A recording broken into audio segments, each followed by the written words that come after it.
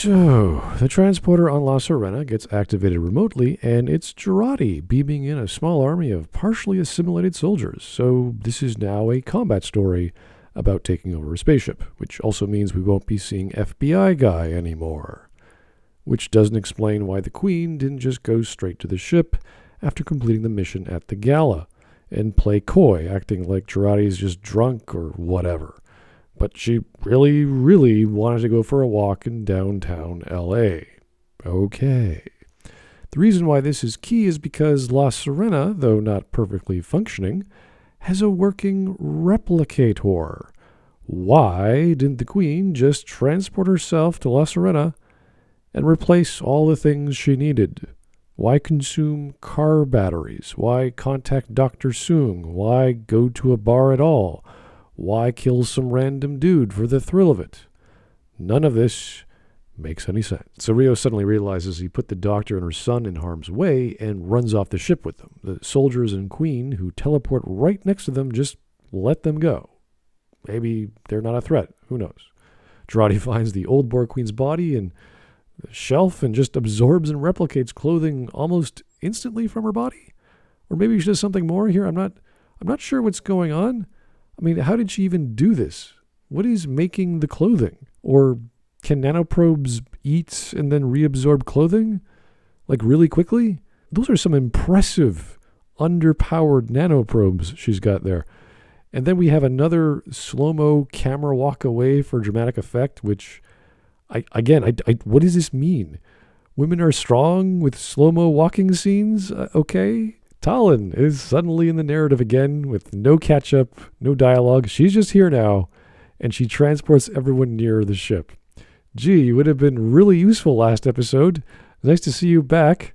How's Renee doing? That's all you brought? Lucky we even have time to get these. Oh, so how about that phaser you came with, Rafi? You know, the one you didn't use on the Borg Queen? Did you drop it and forget it? Or, that would kind of screw up the timeline there. Or maybe the Queen took it. I didn't see her take it. She did the slow-mo walk thing. She didn't have it in her hands. So does anyone in this show care about what's going on with the continuity of protecting the timeline? Also, doesn't it make you feel dumb when you dismantle that gun you stole from the guy who tried to mug you? I mean, like, you had a tool in your hand there, but, it's a gun. Like, I got rid of those. Those are bad. We fortify our position. We set traps with whatever's available. Okay, but you just have a vineyard and an old chateau against a Borgified mercenary team. I'm not saying that's impossible, but what traps do you have in mind? Is Picard's chateau some kind of medieval torture chamber or a room full of, like, hunting gear or something? So then we see a shot of dozens of mercenaries just popping in from transport, which is colored green because they're Borg. They're supposed to be green, even though La Sirena's transporters don't shimmer in that color. They're green because they're Borg. I mean, thank you, Kurtzman. Did you know that? That while children can learn to pronounce the words of colors, adults understand something called continuity. They have gone past insulting their audience and just using the wrong colors and special effects, and no one cares. It was never enough because you're just like me. Lonely. Bullshit. So the Borg assimilate because the Borg Queen is lonely. I can give you like a dozen reasons why that doesn't make any sense, but You let Soong win. In 400 years, the Confederation wipes out your entire collective. No. If she takes the ship, she wins. She takes over the planet, like within a year or so. So Jeri makes an emergency combat hologram of Elnor, which is cool because we saw that happen in episode 1. Now, they did of Elnor because they hired an actor to play Elnor, and he hasn't been in the show yet. They didn't simply use Rios and give him guns. No. They brought the ninja boy back. Yay. And apparently he knows who's good and who he receives orders from. He just does. That's how Jeri made him, of course. Doesn't make any sense, but she did it. It's okay. It just works. I encoded the digital key in the safest place I could find. Him. So she hid a digital key that locks out the Borg Queen in a hologram program of Elnor using a fractal lock or whatever. So just disable the hologram emitter and decompile the code, and you've got the key. Who cares if it's in a holographic program? Let's play keep away. With pleasure. How is a hologram running away going to stop the Borg Queen from accessing Elnor's holographic program? The key isn't physically on his body because he's a hologram. It's data on a hard drive somewhere. So why are they behaving like idiots? Picard has a flashback of being a kid, playing hide and seek with his mom, while everyone gets shot at. Good job there, old boy. And Rios gets shot. Talon transports him, the doctor, and the kid to her apartment, and she locks them out of using the transporter because Picard asked her to. Seven thinks it's best to split up, so they do. Oh, the promise of legacy reveals the rot that is hidden underneath it. And how does Picard know that the Queen tempted Soong with his legacy? I mean, it's not impossible to figure this out, but it's just a guess on Picard's part. What, did he watch the previous episode or something? And during a parlay with Soong, Picard has an hallucination playing hide and seek again with his mom. So Picard decides to run away, which would have been a smart maneuver to do with Seven, but they're already doing that anyway, I guess. So Seven and Rafi are already in the chateau, hiding from Borg soldiers. I mean, how big is this chateau? They have this green laser light thing on their guns, which I'm sure is just a targeting laser. Maybe it's really dusty in there, so the laser looks like a real laser pointing everywhere. And they wave it around each hole in the wall, and well, the two remain quiet, but it's just a targeting laser. You can still see and hear them in the dark, right? They don't have super Borg eyesight or hearing or anything. It's just a gun attachment. Which is green because Borg. Then these two ladies get jumped by some guy and they drop all their guns somehow and stab him with a knife. It's really dark and fast. I can't quite see what's going on. So where is everyone else? Don't the other Borg have networked consciousness? Can't they hear this fight breaking out when it was previously quiet?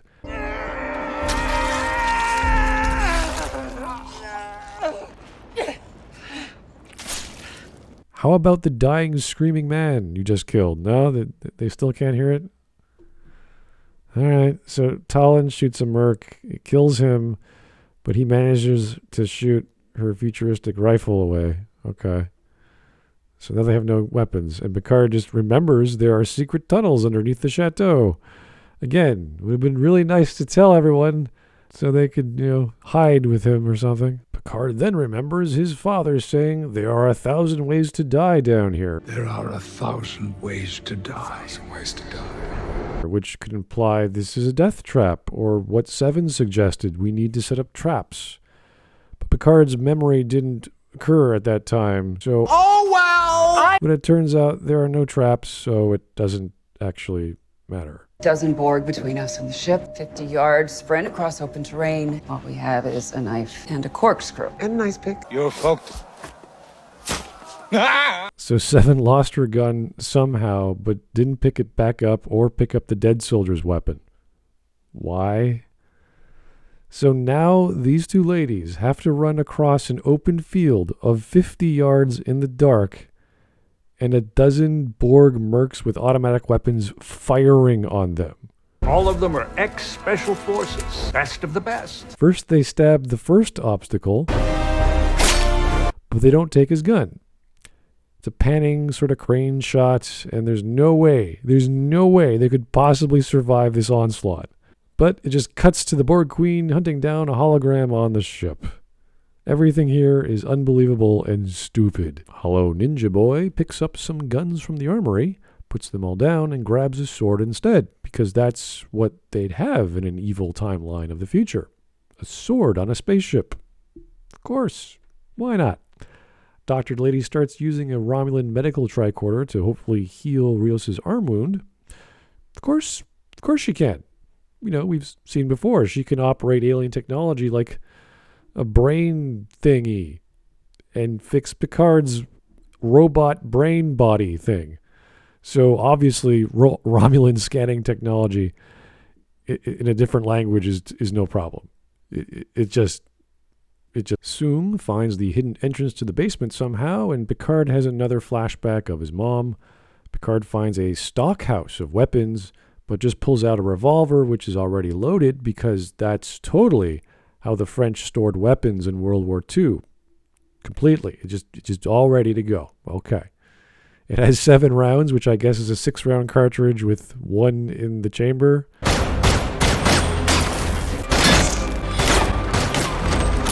Again, 80-year-old French guns. I have no idea they'd still even work.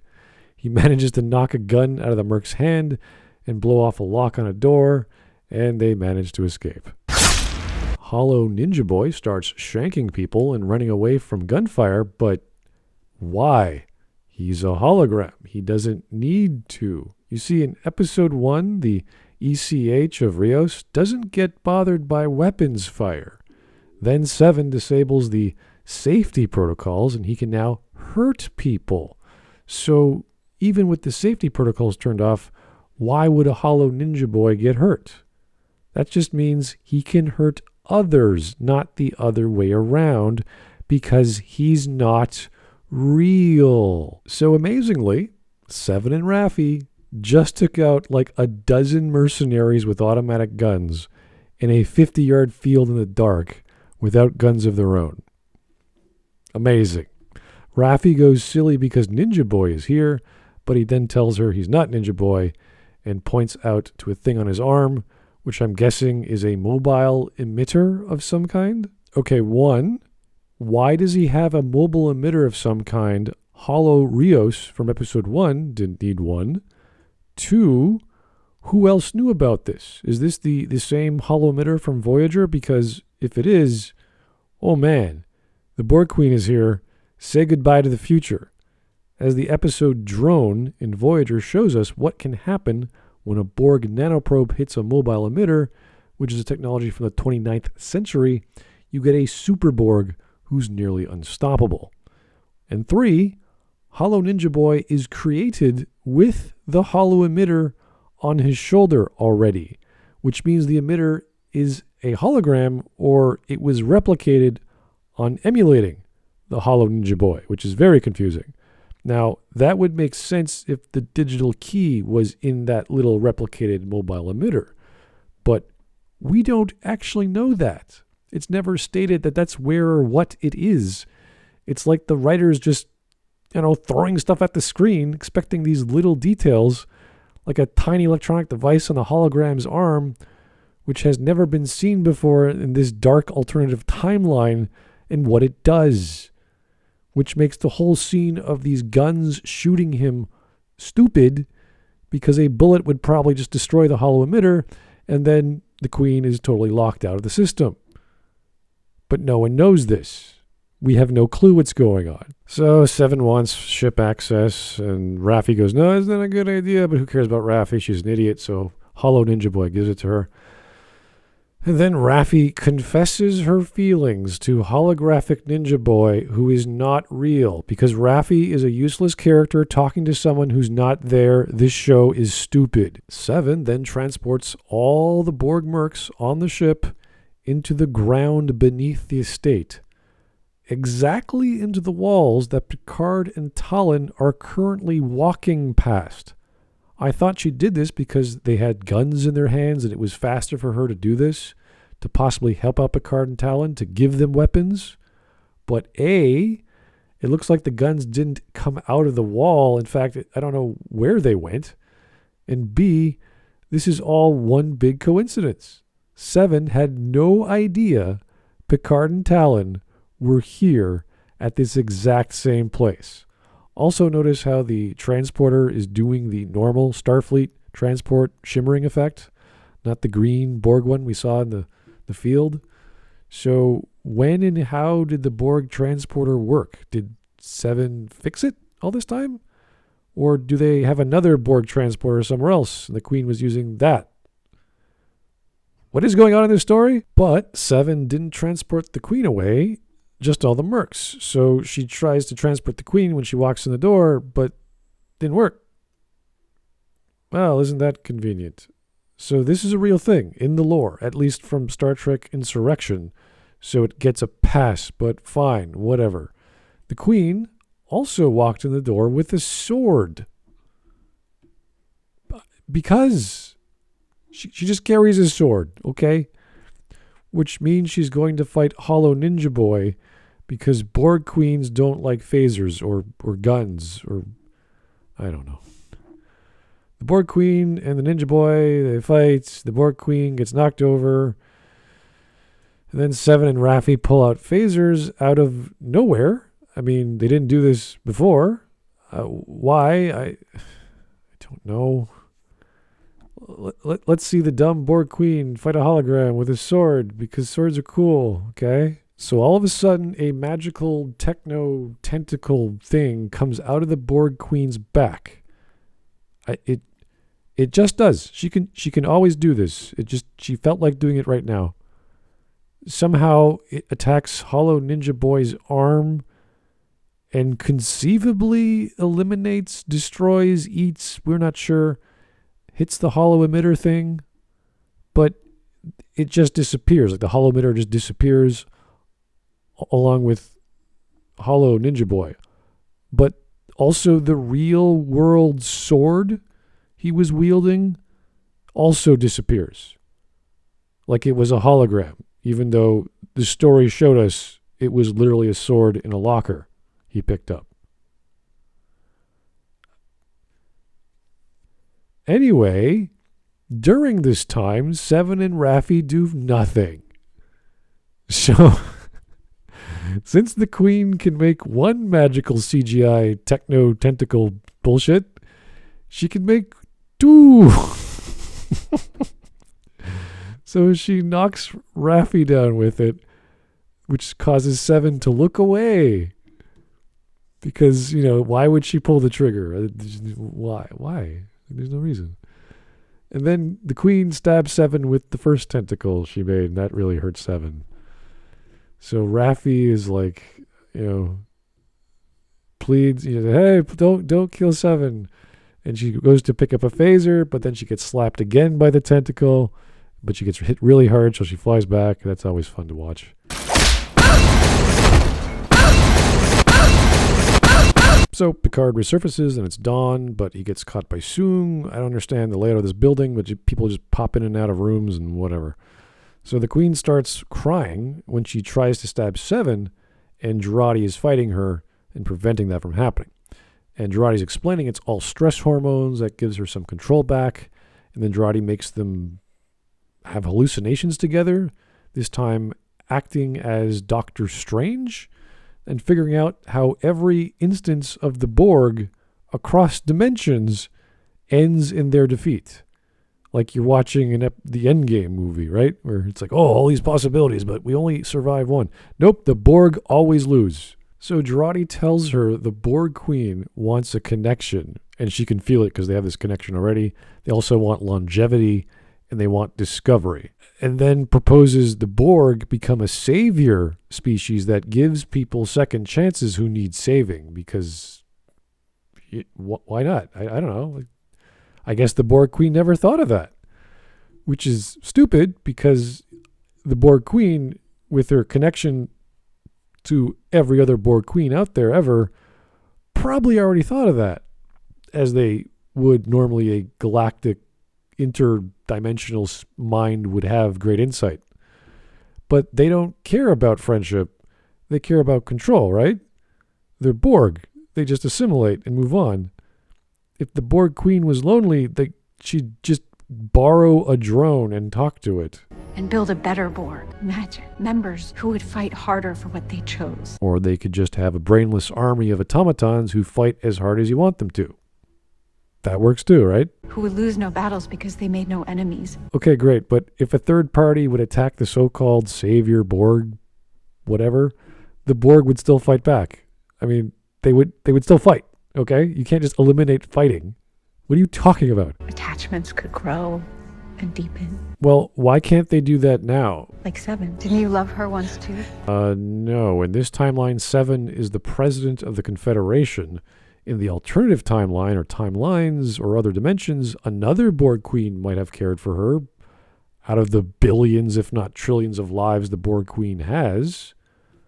Also, notice how she pretty much killed Seven here. But okay, she once loved Seven in another timeline, sure. The best of what we could be. Somebody who used her Borg half to serve the best of her humanity. Now, this is why the Borg Queen as an idea of the Borg doesn't work. The Borg have one hive mind. They all agree on something. Giving a character, a queen, or person in charge of things messes up the concept of the Borg. This is nothing more than an appeal to emotion, or in this case, an appeal to certain neurotransmitters and to not be lonely? Let's build a universe of sevens. Whatever. So Picard and Talon are about to get shot, but Rios reboots Talon's transporter. I wonder if the Borg Queen just tried power cycling the ship's transporter, or the ship in general. Maybe she'd have full access by now. So Rios transports right in front of Picard, and the Borg merc, who has a laser pointer right at Picard's head, does nothing, because everyone who has a gun pointed doesn't fire, and gets completely disintegrated, like completely. Like all the stuff he's carrying, except for a key, which somehow survives the disintegration process and hits the ground. Like, how did this fall out of this guy's pocket? Like, both his hands were on the gun. Like, what is... oh, jeez. So this other merc just grapples with Rios instead of, shooting him. He just watches all this happen. Then we back to the Borg Queen, and she starts repairing Seven with her magical medical tentacle arm thing. Because you have a tentacle, and it's Borg, it does everything. It's like, thanks. And now Rios is fighting a guy with a knife and winning. Okay, sure. But you do need to have the right DNA to unlock it. So how did Rios have the right DNA to unlock it? Wasn't that Talon's gun she left behind in her apartment? Did Rios hack that? When did you do? How did you do that? I'm quite sure you stole that from a room, buddy. Like, oh, jeez. Brain, help me. So an exploding gun which disintegrates people, but does no damage after being thrown at the three of these people. Okay, yeah, whatever plot. Stuff just happens. Everyone's fine. So the Jeri Queen, now that she's the Jeri Queen, repairs Seven by giving her the exact same implants she had before she came to this timeline. And when she did, she lost all her implants, which doesn't make any sense because A, she was stabbed in the stomach by the Queen, not the face or anywhere else.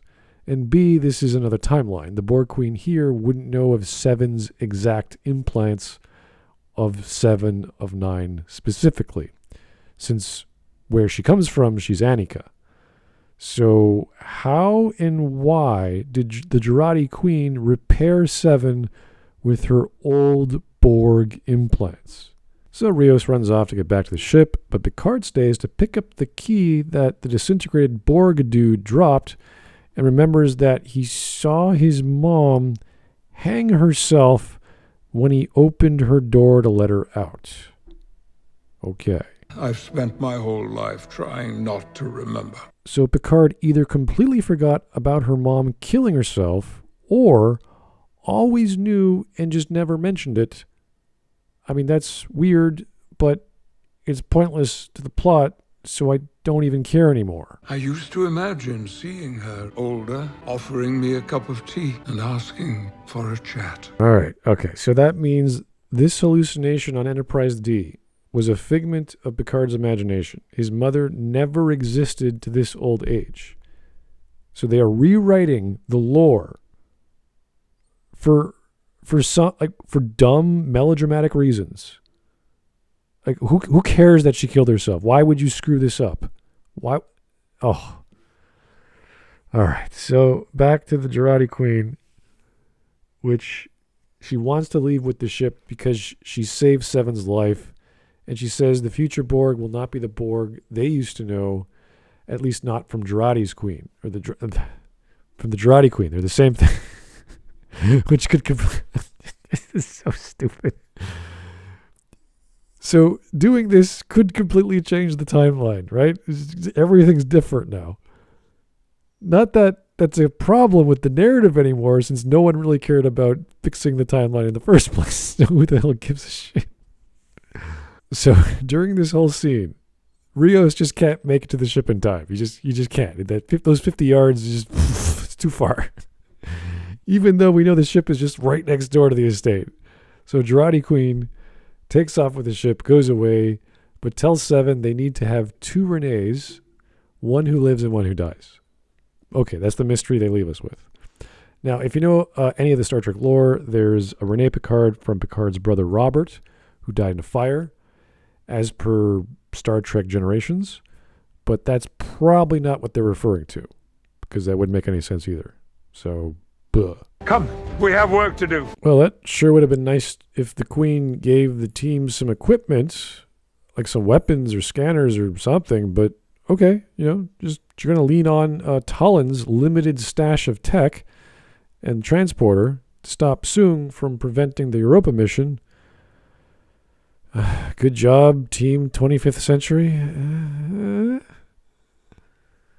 think I'm going to lay down. Some kind of giant tentacle creature. It was just so video gamey. So video gamey. So video gamey.